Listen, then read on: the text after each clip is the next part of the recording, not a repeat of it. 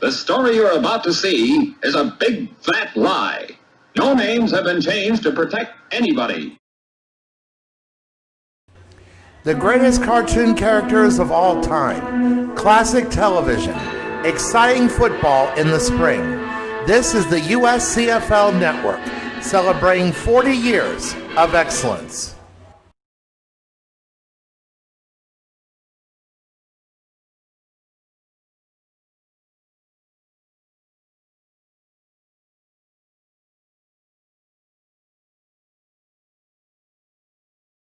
Let's get ready to rumble!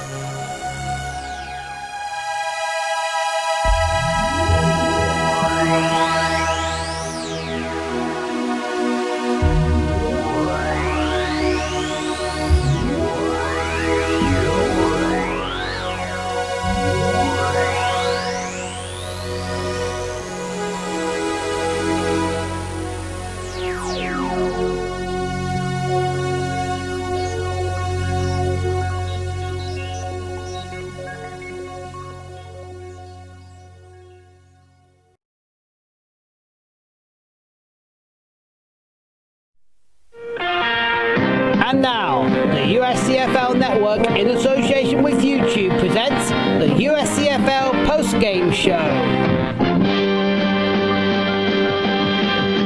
Here's once again is Robbie Graham.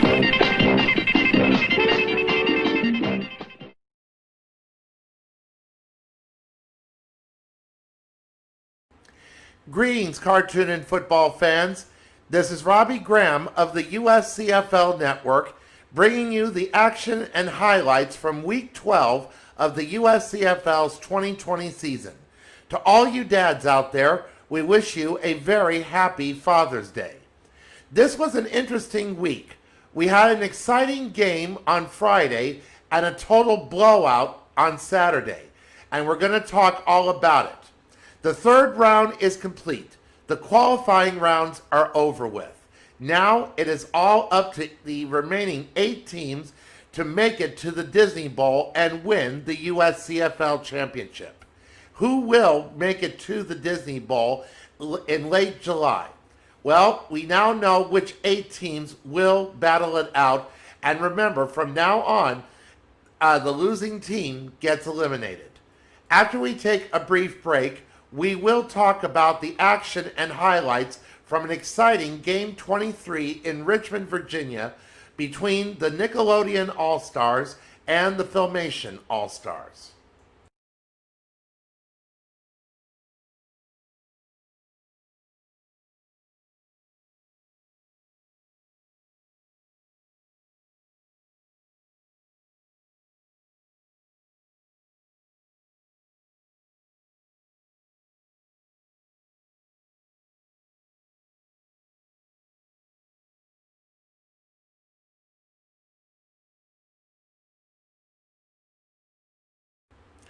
Welcome back. The Filmation All-Stars are looking to advance to the quarterfinals, as were the Nickelodeon All-Stars. But for Filmation quarterback She-Ra, she's actually has 2 competitions going on right now at the same time.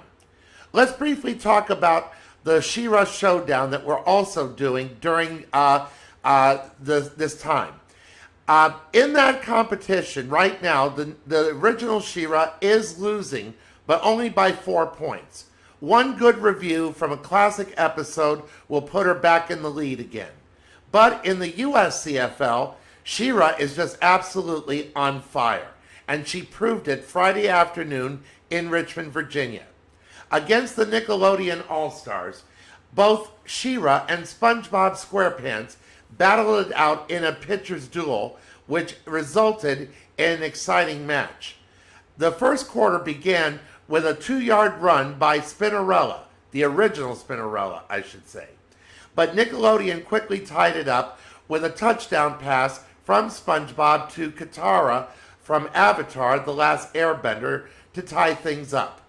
A pair of Adora field goals gave Filmation a 13-7 lead after the first quarter. Then in the second quarter, Nickelodeon got a break when She-Ra, who was trying to extend the lead, fumbled the ball at the 2-yard line and was recovered by Bessie Higginbottom, also known as the Mighty Bee. The Mighty Bee returned that fumble 96 yards for a touchdown. That was the longest defensive touchdown of the season so far.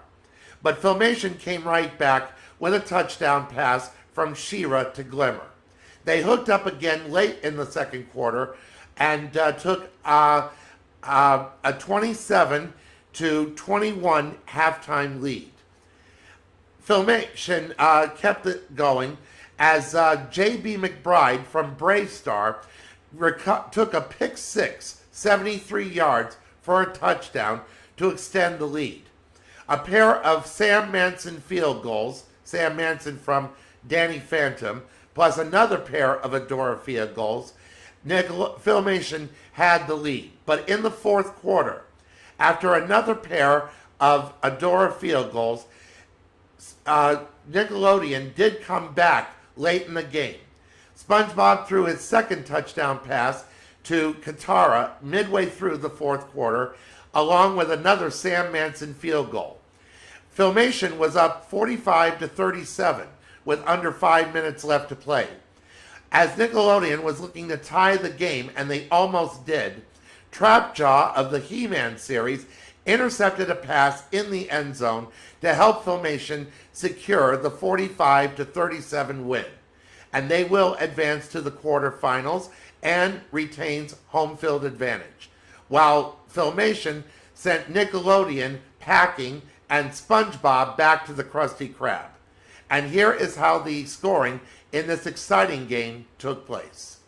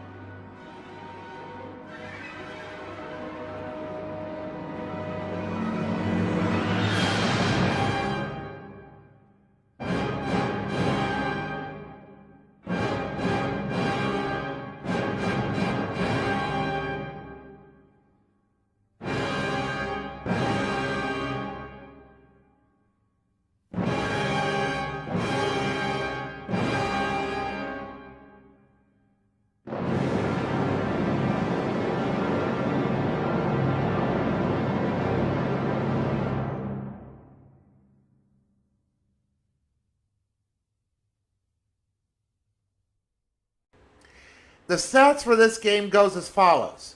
As I said, both SpongeBob and She-Ra were in a pitcher's duel. While SpongeBob slung more hash than She-Ra, of course it was She-Ra who got the win.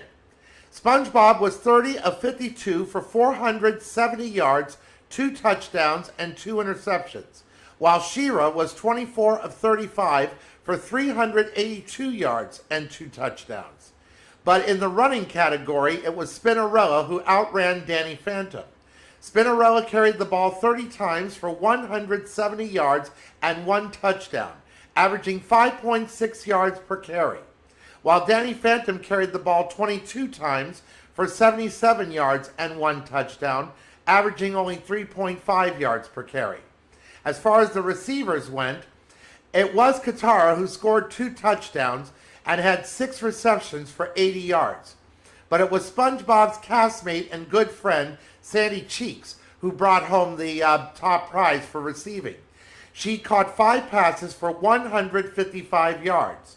But Glimmer got the big nod as she caught 8 passes for 175 yards and 2 touchdowns. Adora outkicked Sam Manson as she scored 21 total points, while Sam Manson scored 16 total points.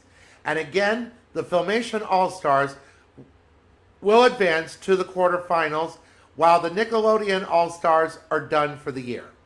After we take a brief break, we will talk about and present the highlights of Game 24 in Miami between the Sci-Fi All-Stars and the 80s All-Stars.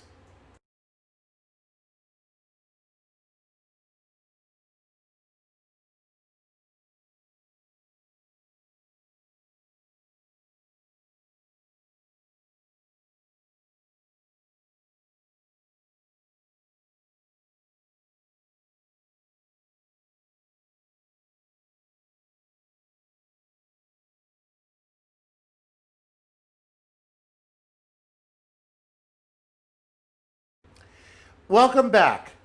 In Miami, it was a different story than it was in Richmond. While the Nickelodeon All-Stars and the Filmation All-Stars had an epic battle in which Filmation won, there was no contest in Miami as the Sci-Fi All-Stars and the 80s All-Stars met again in a Game 11 rematch.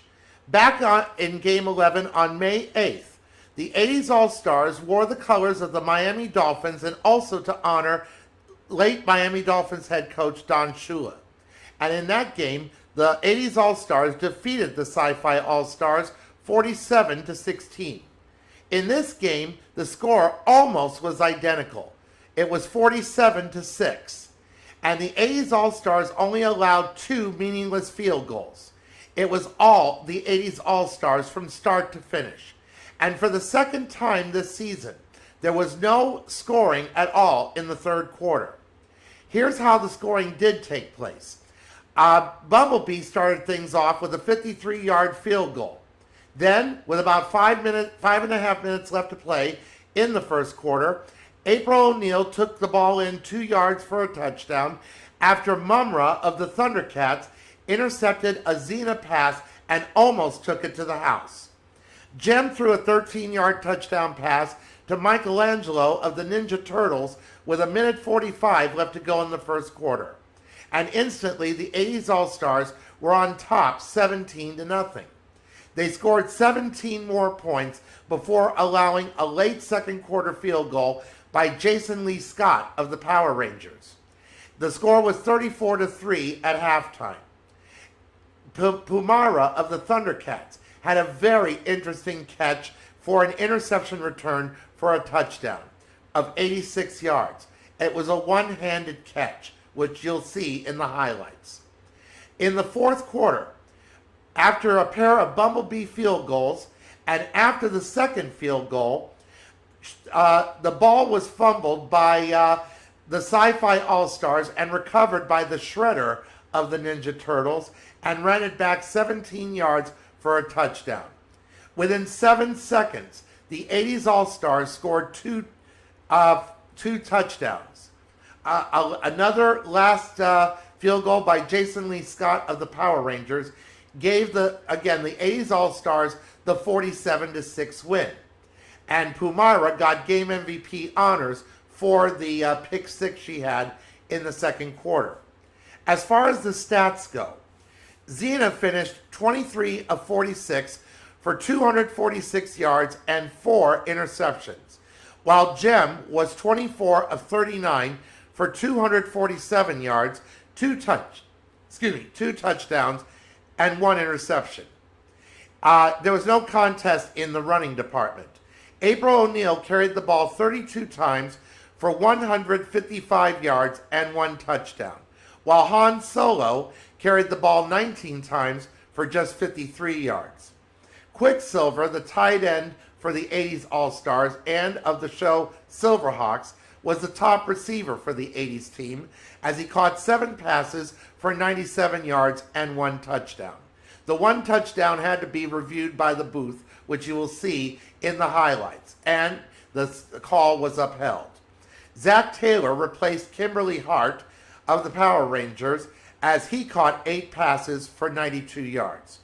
Bumblebee had 17 total points, while Jason Lee Scott was responsible for all the points scored by the Sci-Fi All-Stars. And here is the highlights of this game.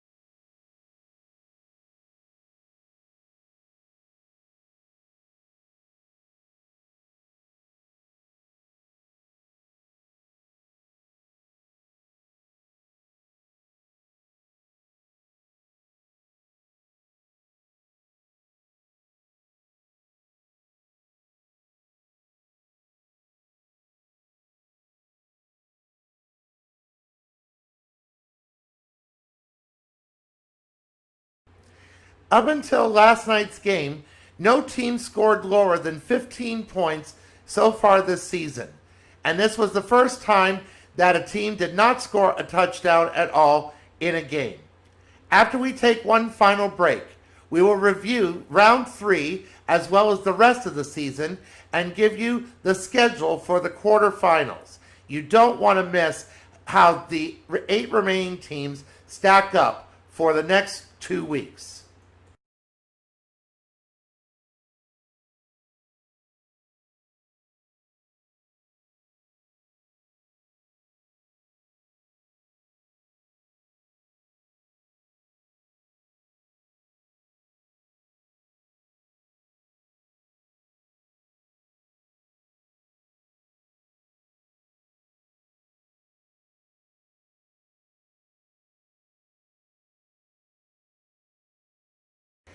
Welcome back.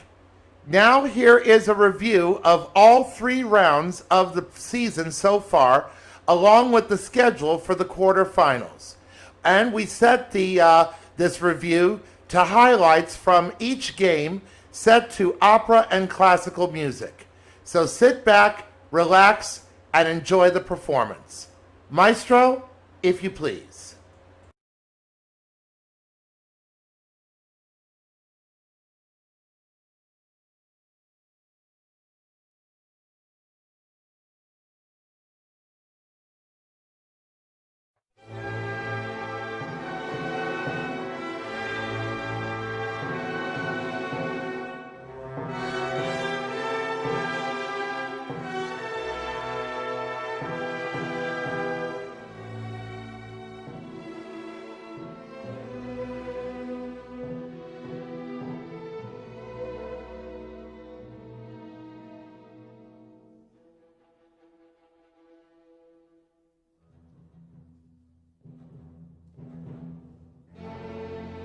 Recitar, mentre preso da delirio, non so più quel che dico e quel che faccio, e porre troppo sforzati, va, se tu fosse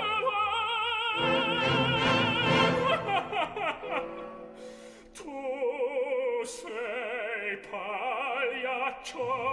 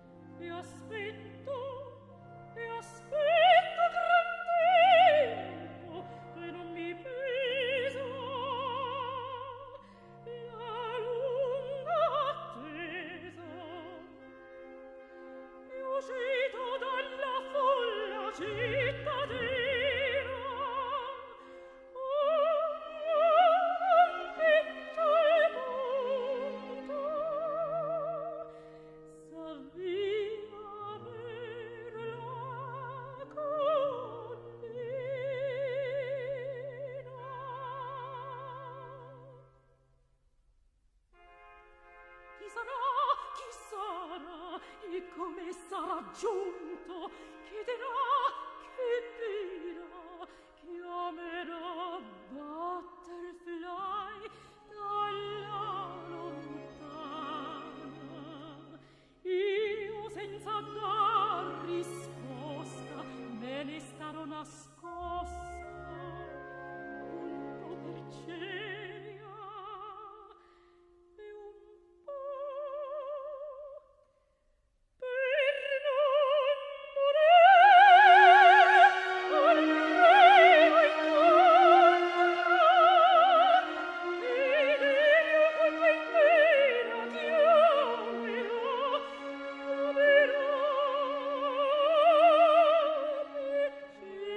Valentina, Lorenzo di Vermelho.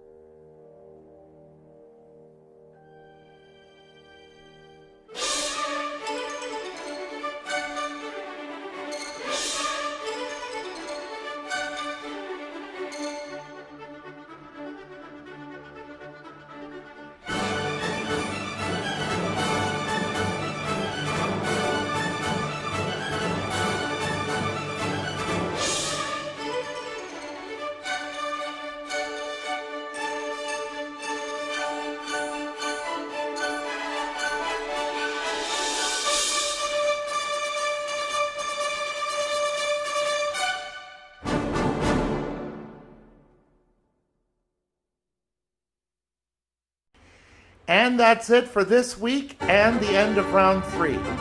Join us again next week as we begin the quarterfinal matches.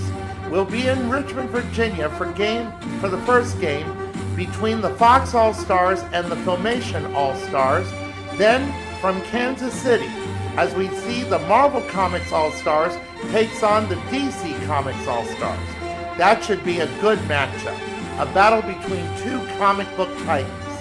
And until then, this is Robbie Graham of the USCFL Network wishing you peace. Take care and stay safe.